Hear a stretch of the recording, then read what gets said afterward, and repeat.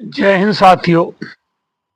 मैं राष्ट्रीय अध्यक्ष मास्टर स्वराज भारतीय किसान लोक शक्ति सभी क्षेत्रवासियों से, यमुना औद्योगिक विकास प्राधिकरण के सभी जिलों के किसानों से, खासकर जेवर के किसानों से,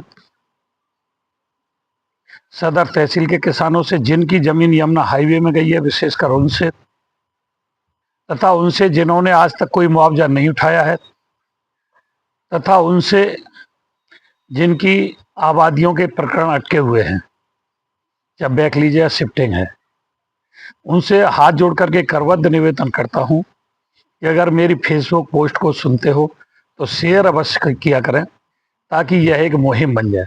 अगर आप शेयर करोगे तो जन जन तक आपकी आवाज जाएगी और आपकी आवाज का असर शासन प्रशासन से होगा। साथियों, जैसे हमने फेसबुक लाइव किया और हमने बताया कि यमुना औद्योगिक विकास प्राधिकरण ना तो यमुना हाईवे का अतिरिक्त मुआवजा देना चाहती है जो 64.7% है, और ना आवासीय प्लॉट देना चाहती है जहां 7% की बात थी और आज 10% उसकी मांग हो रही है। 10% तो 10%, 7% प्लॉट भी देने के लिए मना कर दिया। यहाँ तक कि मुझ पर दबाव है कि मास्टर जी, जो यमुना एक्सप्रेसवे के किसान हैं, उनके आवासीय प्लॉट की मांग को आप हटा दें, क्योंकि आप कितनी ही ताकत लगा लें लेकिन यमुना एक्सप्रेसवे का आवासीय प्लॉट नहीं मिल पाएगा। मैं आपके संज्ञान में लाना चाहता हूं कि ग्रेटर नोएडा अथॉरिटी के 3 गांव आते हैं, घरवरा, चूहड़पुर और मुर्शदपुर। इन गांवों की भी जमीन ग्रेटर नोएडा से यमुना एक्सप्रेसवे में गई और उनके आवासीय प्लॉट ग्रेटर नोएडा अथॉरिटी ने दे दिए, लेकिन यमुना विकास प्राधिकरण किसी भी कीमत पे देना नहीं चाहता।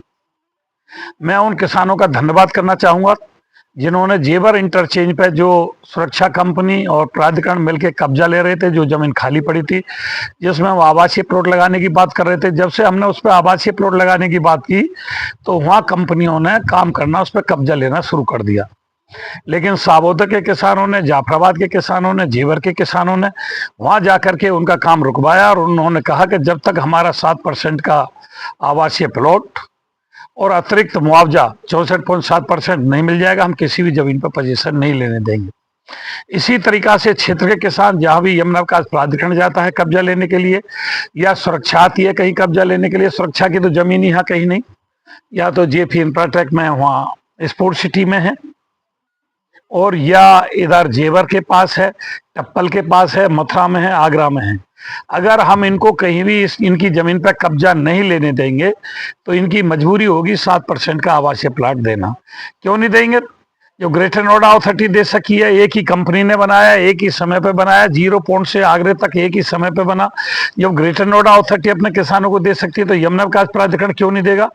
और आज जितना भी विकास कार्य चल रहा है, चाहे एयरपोर्ट है, चाहे स्पोर्ट सिटी है, चाहे कोई फिल्म इंडस्ट्री है, जितनी भी है, जब ये यमुना हाईवे बना, ताज हाईवे बना, यमुना एक्सप्रेस वे बना, इसी के सहारे से तो विकास कार्य हुए। अगर यही नहीं बनता तो ये यमुना अथॉरिटी आगरे तक कहां पैर फैलाती? जिसकी बदौलत जो किसानों ने सबसे पहले जमीन दी, जिन किसानों ने सबसे पहले त्याग किया, बहुत मंदे रेट में जमीन दी, उन्हीं का अतिरिक्त मुआवजा और आवासीय प्लॉट नहीं देंगे? जिन किसानों ने आज तक मुआवजा नहीं उठाया उनका और कम करके मुआवजा दे रहे हैं, कम रेट से अवार्ड किया, और जिन किसानों का अवार्ड ही नहीं किया उन किसानों को तो कोई मुआवजा अभी घोषणा ही नहीं कर रहे, क्या मुआवजा देंगे, उनको तो बता के ही नहीं दे रहे।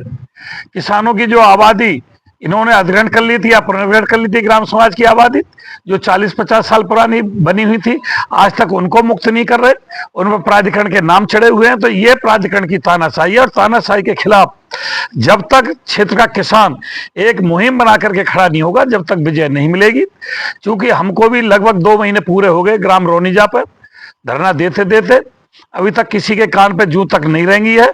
और 2027 में चाहे कोई सा भी पक्ष हो विपक्ष हो, सबसे ही जो भी चुनाव में मैदान में उतरेंगे, सबसे क्षेत्र का किसान, आगरे का किसान, मथुरा का किसान, अलीगढ़ का किसान, गौतम नगर का किसान हिसाब मांगेगा कि हमारा अतिरिक्त मुआवजा और आवासीय प्लॉट कहाँ गए। तो इसलिए जिन जिन को भी विधानसभा का चुनाव लड़ना है उनको भी मैदान में उतरना चाहिए और किसानों की मदद करनी चाहिए आवासीय प्लॉट देने की, और किसान को अपनी मदद स्वयं भी करनी चाहिए। अगर पूरा किसान एकजुट हो गया तो कोई शक्ति नहीं कि किसान को हरा सके।